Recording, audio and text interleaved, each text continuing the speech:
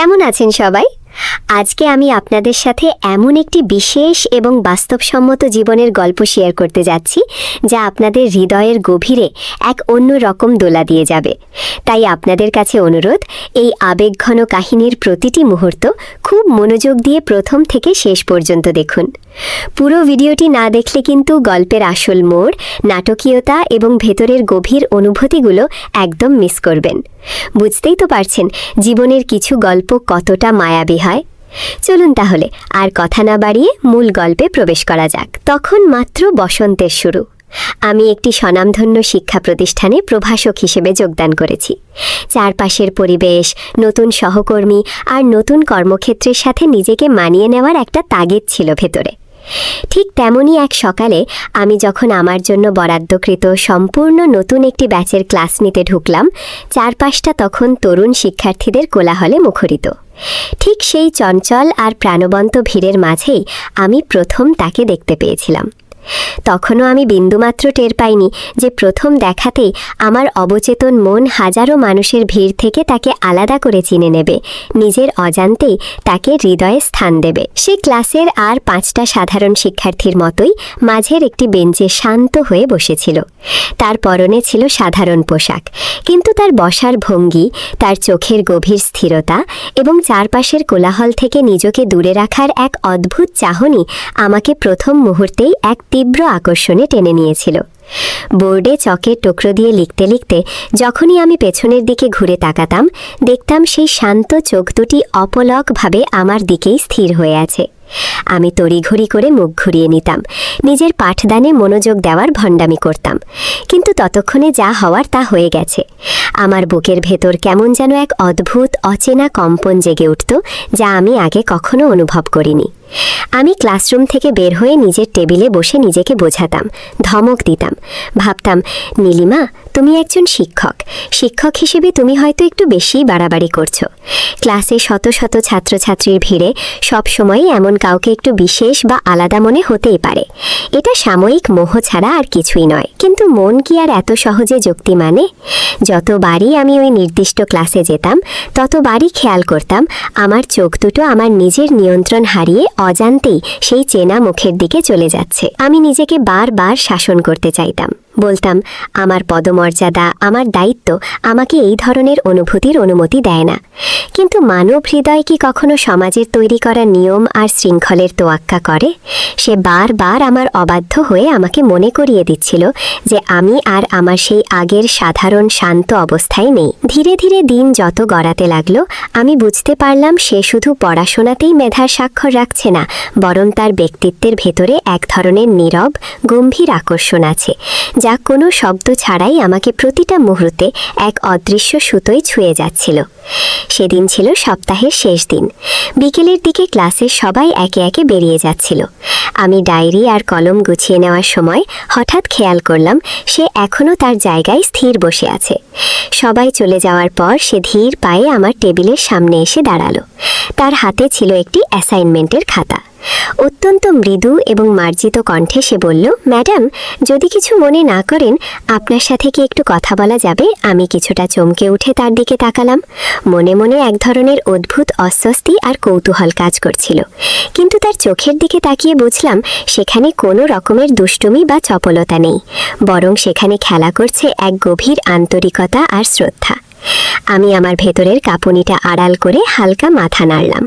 অত্যন্ত স্বাভাবিক থাকার চেষ্টা করে বললাম, হ্যাঁ রুদ্র, বলো, কি বলতে চাও? সে কিছুটা দ্বিধাদ্বন্দ্ব নিয়ে নিজের হাত দুটিকে শক্ত করে চেপে ধরে বলল, আসলে ম্যাডাম, আপনি যদি অনুমতি দেন, তবে কোনো একদিন আমি আপনাকে 1 কাপ কফি খাওয়ার আমন্ত্রণ জানাতে চাই। কোনো বিশেষ কারণ নেই, শুধু আপনাকে একটু কাছ থেকে জানার জন্য, কিছুটা সময়ের কথা বলার জন্য। তার এই আকস্মিক প্রস্তাবে আমি বেশ কিছুক্ষণ স্তব্ধ হয়ে রইলাম। আমার মুখ থেকে কোনো শব্দ বের হচ্ছিল না। তখন আমার মনের ভেতরে এক তীব্র মনস্তাত্ত্বিক লড়াই চলছিল। আমার ভেতরের বিবেক এবং শিক্ষক সত্তা চিৎকার করে বলছিল, একজন ছাত্রের কাছ থেকে এমন ব্যক্তিগত আমন্ত্রণ গ্রহণ করা কোনোভাবেই উচিত নয়। এটা শিক্ষকতার মর্যাদার পরিপন্থী। কিন্তু ঠিক তখনই আমি যখন তার চোখের দিকে তাকালাম, সেখানে এমন এক অকৃত্রিম বিশ্বাস আর সরলতা দেখলাম যা আমাকে কোনোভাবেই না বলতে দিল না। আমি এক দীর্ঘশ্বাস ফেলে নিজেকে সঁপে দিলাম সেই স্রোতে।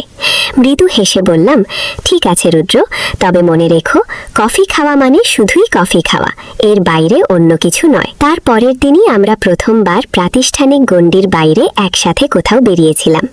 আজ এতগুলো দিন পার হয়ে যাওয়ার পরও আমি সেই বিশেষ বিকেলটার কথা কোনোভাবেই ভুলতে পারি না। শহরের এক কোণে গড়ে ওঠা একটি ছিমছাম কফি শপের জানালার ঠিক পাশেই আমরা বসেছিলাম। বিকেলের সোনাঝুরি রোদ জানালার কাচ গলে এসে আমাদের মুখে পড়ছিল। আমি মনে মনে শক্ত প্রতিজ্ঞা করে এসেছিলাম যে আমি শুধু পড়াশোনা আর প্রাতিষ্ঠানিক বিষয় নিয়েই আনুষ্ঠানিক কথা বলবো, যাতে আমাদের মধ্যকার দূরত্বের দেয়ালটা বজায় থাকে। কিন্তু রুদ্র যখন কথা বলতে শুরু করলো, তার প্রতিটি বাক্যের ভেতরের পরিপক্কতা আমাকে বারবার বিস্মিত করছিল। সে তার ভবিষ্যতের স্বপ্নের কথা বলছিল, তার জীবনের কঠিন সংগ্রামের দিনগুলোর গল্প বলছিল, আর আমি মন্ত্রমুগ্ধের মতো তা শুনছিলাম। এক মুহূর্তের জন্য আমার মনেই হচ্ছিল না যে আমি আমার চেয়ে বয়সে ছোট কোনো ছাত্রের সামনে বসে আছি, বরং মনে হচ্ছিল আমি কোনো পরিণত অভিজ্ঞ এক পরম বন্ধুর পাশে বসে জীবনের গভীর আলাপনে মগ্ন হয়ে আছি।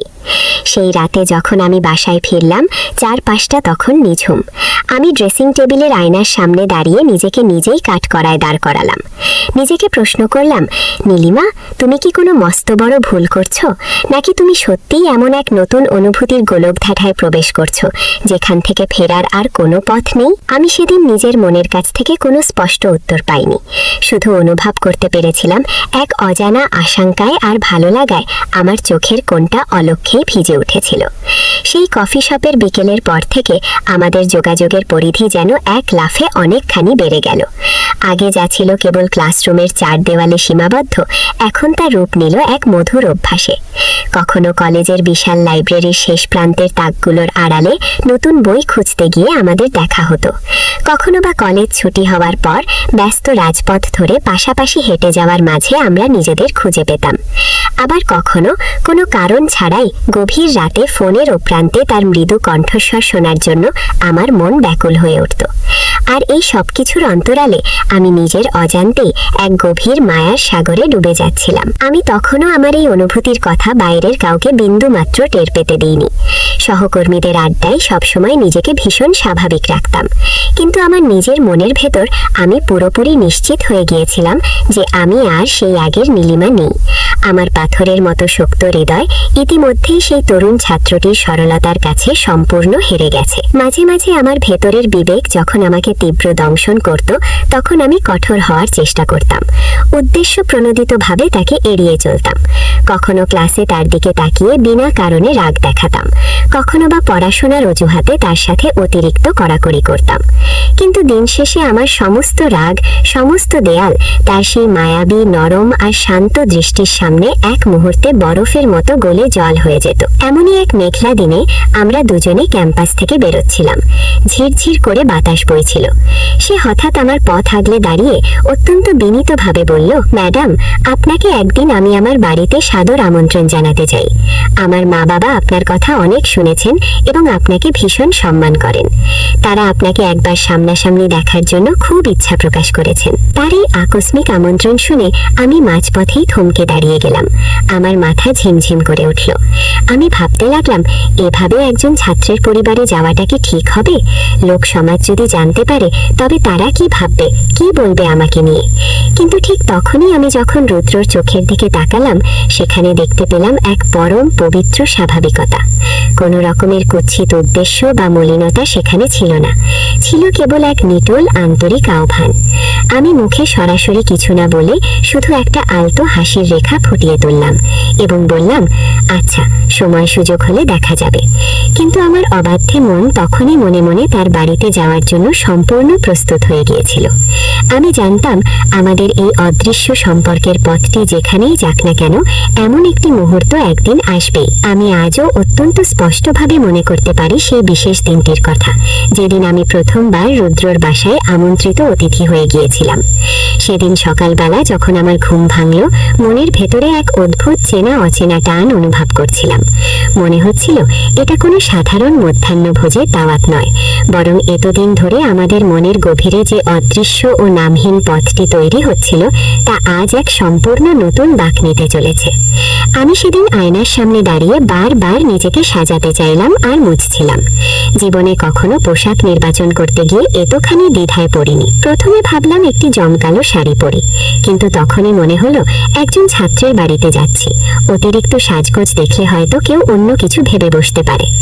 আবার ভাবলাম সাধারণ একটা সালোয়ার কামিজ পরি, কিন্তু মন বলছিল আজ তো একটা বিশেষ দিন, একটু পরিপাটি না হলে কেমন দেখায়। শেষ পর্যন্ত অনেক ভেবেচিন্তে আমি অত্যন্ত সাধারণ অথচ মার্জিত একটি পোশাক বেছে নিলাম। তবুও আমার মনের ভেতরের ধুকপুকানি কোনোভাবেই কমছিল না। বাসা থেকে বের হবার সময় বুকের ভেতরটা যেন ঝড়ের বেগে কাঁপছিল। রিকশায় বসে যেতে যেতে আমার বারবার মনে হচ্ছিল চারপাশের চেনা পৃথিবী, চেনা মানুষ, এমনকি রাস্তার ধারের গাছগুলো যেন আজ এক অদ্ভুত দৃষ্টিতে আমার দিকেই তাকিয়ে আছে। আমি নিজেকে বারবার যুক্তি দিয়ে বোঝাচ্ছিলাম, নীলিমা শান্ত হও, এটা স্রেফ একজন মেধাবী ছাত্রের পক্ষ থেকে তার শিক্ষিকা। ঠিক তখনই রুদ্র আমার খুব কাছাকাছি এসে অত্যন্ত নরম এবং আবেগঘন কণ্ঠে বলল, ম্যাডাম, আমি খুব ভালো করেই জানি আপনি এই মুহূর্তে কতটা মানসিক দ্বিধাদ্বন্দ্ব আর ভয়ের মধ্যে দিয়ে যাচ্ছেন, কিন্তু আমি আজ আপনাকে শুধু একটাই কথা বুক ঠুকে বলতে চাই। আমি আপনাকে ছাড়া আমার জীবনের কোনো ভবিষ্যৎ কল্পনাই করতে পারি না। আপনিই আমার শুরু এবং আপনিই আমার শেষ। তার এই আকস্মিক এবং গভীর কথাগুলো শুনে আমার পুরো হৃৎপিণ্ড যেন এক মুহূর্তের জন্য থমকে গেল। আমার মুখ থেকে কোনো কথা বেরোলো না। আমি এক দীর্ঘ নিঃশ্বাস ফেলে পরম শূন্যতায় নদীর দিগন্তের দিকে তাকিয়ে রইলাম। আমার সেই অশ্রু সজল নীরবতার মাঝেই যেন আমার ভেতরের সব না বলা উত্তর লুকিয়েছিল। রুদ্র আমার সেই নীরবতাকে সম্মান জানিয়ে পাশে চুপচাপ বসে রইল। সে কোনো বাড়াবাড়ি করল না, আমার হাত ধরার জন্য কোনো জোর করল না। শুধু তার সেই শান্ত নির্ভরযোগ্য উপস্থিতি দিয়েই আমাকে মনে মনে বোঝালো যে এই কঠিন এবং নিষিদ্ধ পথের লড়াইয়ে আমি আর একা নই। ঠিক সেই বিশেষ মুহূর্ত থেকে আমি আর নিজের ভেতরের অনুভূতিকে কোনোভাবেই প্রতিরোধ করতে পারলাম না। আমি মনে মনে এক কঠিন সিদ্ধান্ত নিয়ে ফেললাম। জীবনে যাই ঘটুক না কেন, সমাজ যতই আঙুল তুলুক না কেন, আমি আর এই ভালোবাসার পথ থেকে এক পাও পিছু হটব না। আমি খুব ভালো করেই জানতাম যে এই অসম এবং নিষিদ্ধ পথে হাঁটলে সামনে অগণিত সামাজিক বাধা, অপমান আর ঝড় আসবে, কিন্তু আমি এটাও খুব ভালো করে নিশ্চিত হয়ে গিয়েছিলাম যে এটাই আমার জীবনের একমাত্র সত্যিকারের খাঁটি অনুভূতি। এরপর থেকে আমরা আরও অনেকবার নিজেদের মতো করে একসাথে সময় কাটিয়েছি। কখনো শহরের কোনো অন্ধকার সিনেমা হলের শেষ সারিতে বসে সিনেমা দেখেছি, কখনো বা দূরের কোনো সবুজ পার্কে গিয়ে প্রকৃতির মাঝে হারিয়ে গেছি, আবার কখনো কোনো কথা না বলে কেবল একে অপরের পাশে নিঃশব্দে বসে থেকেছি ঘন্টার পর ঘন্টা। প্রতিটি মুহূর্ত আমার কাছে সম্পূর্ণ নতুন, এক অদ্ভুত জাদুকরী লাগত। প্রতিটি নতুন দিনে আমি যেন এক নতুন জীবনের স্বাদ পাচ্ছিলাম, নতুন করে বাঁচতে শিখছিলাম। আমি আর আগে সেই খাঁচায় বন্দি নির্লিপ্ত নীলিমা ছিলাম না। আমি ভেতর থেকে সম্পূর্ণ অন্য এক মানুষ হয়ে গিয়েছিলাম। যদিও বাইরে থেকে আমার এই পরিবর্তনের কথা কলেজের কেউ প্রথম প্রথম টের পায়নি, কিন্তু আমার ভেতরের অন্তরাত্মা জানত আমি সম্পূর্ণ অন্য এক চেনা পৃথিবীর বাসিন্দা হয়ে গেছি। আমি জানতাম না এই অসম সামাজিক নিয়ম ভাঙা সম্পর্কের শেষ পরিণতি কোথায়, কোন অতল গহ্বরে, কিন্তু এটুকু আমার কাছে জলের মতো পরিষ্কার হয়ে গিয়েছিল যে এই মায়াবী পথ থেকে ফিরে আসার আর কোনো রাস্তা আমি নিজের জন্য খোলা রাখিনি। সেদিন নদীর ধারে বসে রুদ্র যখন তার মনের গভীরের কথাগুলো কোনো আড়াল ছাড়া আমার সামনে প্রকাশ করেছিল, ঠিক তখন থেকেই আমি বুঝতে পেরেছিলাম যে আমার জীবনের চেনা পথটি এবার এক সম্পূর্ণ ভিন্ন এবং বিপজ্জনক দিকে মোড় নিতে চলেছে। আমি প্রতিনিয়ত নিজের বাসায় ফিরে একলা ঘরে নিজেকে বোঝানোর আপ্রাণ চেষ্টা করতাম যে নীলিমা, তুমি একজন আদর্শ শিক্ষক, তোমার দায়িত্ব এবং কর্তব্য কেবল ক্লাসরুমের পড়াশোনা আর সিলেবাসের মধ্যেই সীমাবদ্ধ থাকা উচিত। এর বাইরে যাওয়া তোমার জন্য চরম সর্বনাশ ডেকে আনবে। কিন্তু আমার অবাধ্য মন আমার কোনো যুক্তি, কোনো সামাজিক ভয় মানতে নারাজ ছিল। সে বারবার আমাকে এক অদৃশ্য টানে রুদ্র সেই গভীর শান্ত চোখের অতল গহ্বরে নিয়ে যাচ্ছিল। আমি প্রতিদিন ক্লাসে দাঁড়িয়ে যখন লেকচার দিতাম তখন অন্য শত শত ছাত্রছাত্রীর চঞ্চল ভিড়ের মাঝেও রুদ্রর সেই গভীর অর্থপূর্ণ দৃষ্টি আমাকে এক মুহূর্তে আলাদা করে খুঁজে বের করে নিত। আমি বাইরে থেকে নিজেকে ভীষণ কঠোর, গম্ভীর এবং নিয়মনিষ্ঠ দেখানোর এক ব্যর্থ ভণ্ডামি করতাম, কিন্তু ভেতর থেকে আমি ইতিমধ্যেই তার ভালোবাসার কাছে সম্পূর্ণ ভেঙে পড়েছিলাম, নিজেকে সঁপে দিয়েছিলাম। ধীরে ধীরে দিন যত যেতে লাগলো, কলেজের চত্বরে আমাদের নিয়ে নানা রকম ফিসফিসানি আর কানাকানি বাড়তে লাগলো। একদিন কলেজ ছুটি হওয়ার পর যখন চারপাশটা কিছুটা ফাঁকা হয়ে এসেছে, সে আমার ডেস্কের সামনে এসে মৃদু স্বরে বলল, ম্যাডাম, আজ কি কলেজ শেষে আমার সাথে একটুখানি পথ হাঁটবেন? আমি আর নিজেকে ধরে রাখতে পারলাম না, কোনো দ্বিধা না করেই চুপচাপ রাজি হয়ে গেলাম। আমরা দুজনে শহরের চেনা ব্যস্ত ভিড় এড়িয়ে এক নির্জন গাছপালায় ঘেরা দূরবর্তী রাস্তা ধরে হাঁটতে লাগলাম। চারপাশের আধুনিক শহরের আলো ঝলমল করছিল, কিন্তু আমাদের দুজনের ভেতরে এক গভীর পবিত্র নীরবতা বিরাজ করছিল। সে হঠাৎ হাঁটতে হাঁটতে মাঝপথেই থেমে গেল, আমার দিকে ঘুরে দাঁড়িয়ে অত্যন্ত আবেগঘন গলায় বলল, আপনি কি জানেন ম্যাডাম, আপনার এই জীবনে আসার পর থেকে আমি নিজের ভেতরে কতটা বদলে গেছি। আমি আগে কখনো পড়াশোনা বা নিজের ভবিষ্যৎ নিয়ে এতখানি সিরিয়াস ছিলাম না, কিন্তু এখন প্রতিদিন আমি শুধু আপনার যোগ্য হয়ে ওঠার জন্যই আপ্রাণ চেষ্টা করি। আপনার ওই এক চিলতে হাসির জন্যই আমি জীবনে মস্ত বড় কিছু হতে চাই। আমি তার সেই সরল গভীর চোখের দিকে তাকিয়ে সেদিন কোনো মুখের কথা খুঁজে পাইনি। আমার গলা যেন এক অজানা আবেগে শুকিয়ে আসছিল। আমি শুধু মনে মনে ভাবছিলাম, এই তরুণ ছেলেটি কি আসলেই কেবল আমার একজন ছাত্র, নাকি সে আমার জীবনের সেই কাঙ্ক্ষিত মানুষ যাকে আমি আমার বিগত জীবনের এতগুলো বসন্ত ধরে একলা মনে খুঁজে বেড়াচ্ছিলাম। দিনগুলো যেন বাতাসের বেগে কেটে যাচ্ছিল, আর আমাদের এই নামহীন সম্পর্কের গভীরতা আরও তীব্র হচ্ছিল। আমরা সুযোগ পেলেই মাঝে মাঝে শহরের কোলাহল থেকে দূরে প্রকৃতির কাছাকাছি কোনো নিরিবিলি জায়গায় চলে যেতাম। সেখানে ঘাসের ওপর বসে আমরা ঘন্টার পর ঘন্টা নিজেদের জীবনের সুখ দুঃখের গল্প করতাম। সে আমাকে তার অবুঝ শৈশবের দিনগুলোর কথা বলতো, আর আমি তার কাছে প্রকাশ করতাম আমার বিগত জীবনের একাকিত্ব আর ভেতরের জমানো কষ্টের তীব্র কাহিনীর কথা। আমরা একে অপরের সামনে মনের সমস্ত আগল খুলে সম্পূর্ণ নগ্ন হয়ে যেতাম। আমাদের এই সম্পর্ক তখন সাধারণ বন্ধুত্বের বা শিক্ষক ছাত্রের সীমানা অনেক আগেই চূর্ণ বিচূর্ণ করে দিয়েছিল। কিন্তু এই চরম সত্যের পাশাপাশি আমরা দুজনে এটাও খুব ভালো করে জানতাম যে এই রক্ষণশীল সমাজের সামনে আমরা কখনোই আমাদের এই ভালোবাসাকে প্রকাশ করতে পারবো না। আমি প্রতিটা মুহূর্তে ভয়ে কাঁপতাম, এই বুঝি কলেজের কোনো সহকর্মীর তীক্ষ্ণ চোখে আমরা ধরা পড়ে গেলাম। মাঝে মাঝে ক্লাসরুমে ঢোকার পর যখন দেখতাম পেছনের বেঞ্চের কিছু ছেলে মেয়ে আমাদের দিকে তাকিয়ে নিজেদের মধ্যে ইশারায় হাসাহাসি করছে, তখন আমার বুকের ভেতরটা ভয়ে দুরু দুরু করে কেঁপে উঠত। মনে হতো, ওরা কি তবে আমাদের এই গোপন কথাটি কোনোভাবে টের পেয়ে গেছে? কিন্তু রুদ্র সবসময় এক অদ্ভুত শান্ত এবং নির্ভীক ভঙ্গিতে থাকত, যেন চারপাশের এই ফিসফিসানি তাকে বিন্দুমাত্র স্পর্শ করতে পারছে না। তার এই অসীম সাহস আর পরিপক্কতা দেখে আমি মনে মনে চরম বিস্মিত হয়ে যেতাম। একদিন কলেজেরই এক পুরনো লাইব্রেরির অন্ধকার কোণায় বসে আমরা যখন বই খুঁজছিলাম, সে হঠাৎ চারপাশটা দেখে অত্যন্ত আলতো করে আমার হাতটি নিজের হাতের মুঠোয় তুলে নিল। আমার চোখের দিকে তাকিয়ে পরম আশ্বাসে বলল, নীলিমা, তুমি এই মিথ্যে ভয়ের খাঁচায় বন্দী হয়ে নিজেকে শেষ করে দিও না। আমি সবসময় তোমার পাশে আছি। এই পৃথিবীর কোনো ঝড় আমাদের আলাদা করতে পারবে না। আমি তোমাকে কখনো একা হতে দেব না।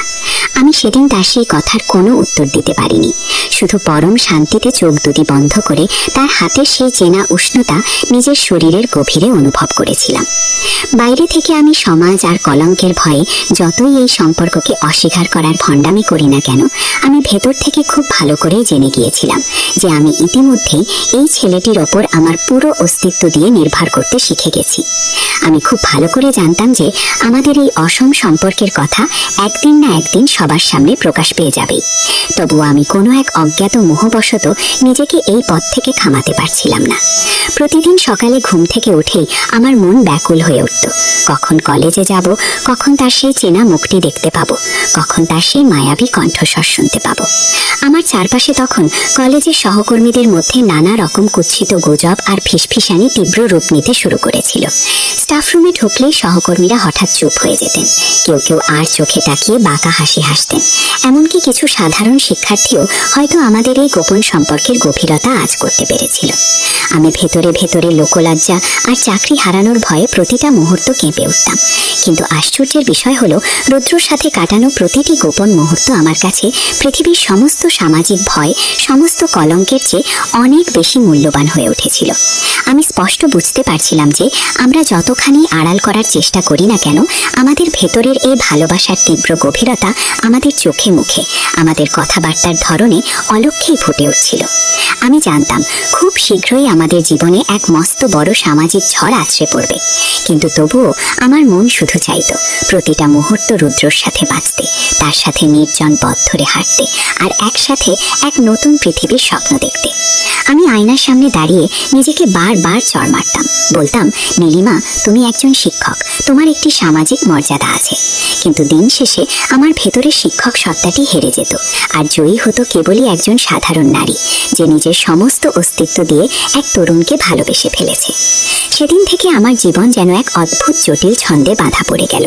প্রতিদিন সকালে কলেজে যাওয়ার আগে আমি নিজেকে কঠোরভাবে বোঝাতাম যে আজ আমি কেবলই একজন পেশাদার শিক্ষিকা হিসেবে দায়িত্ব পালন করব। কিন্তু ক্লাসরুমের চৌকাঠে পা রাখতেই আমার চোখ দুটো যেন আমার অবাধ্য হয়ে সবার আগে রুদ্র সেই নির্দিষ্ট সিটটি খুঁজে নিত। সে যখন খাতার ভেতর মাথা নিচু করে নোট লিখত, তখনও আমি স্পষ্ট অনুভব করতে পারতাম যে তার ভেতরের এক অদৃশ্য দৃষ্টি আড়াল থেকে আমাকে প্রতি মুহূর্তে আলতো করে ছুঁয়ে যাচ্ছে। আমি যতবারই আমাদের এই সম্পর্কটাকে কেবল এক পবিত্র বন্ধুত্বের নাম দিয়ে ধামাচাপা দিতে চাইতাম, ততবারই আমার মনের ভেতর এক তীব্র কালবৈশাখী ঝড় উঠে আমার সমস্ত যুক্তিকে ধুলোয় মিশিয়ে দিত। আমি দিনের পর দিন রাতে ঠিকমতো ঘুমোতে পারতাম না, বিছানায় শুয়ে কেবল ঝটপট করতাম। তার সাথে কাটানো প্রতিটি মুহূর্ত আমার একাকী জীবনের অন্ধকারে এক নতুন আলোর প্রদীপ জ্বেলে দিয়েছিল। আমরা সবার চোখ ফাঁকি দিয়ে লুকিয়ে লুকিয়ে গল্প করতাম, কখনো মাঝরাতে ফোনে ফিসফিস করে, কখনো বা কলেজ ছুটি হওয়ার পর কোনো নির্জন পার্কের কোণায়। আমি স্পষ্ট শুনতে পাচ্ছিলাম চারপাশের গুজবের আগুন কতটা দ্রুত ছড়াচ্ছে। কিছু সহপাঠী তো আমাদের সামনে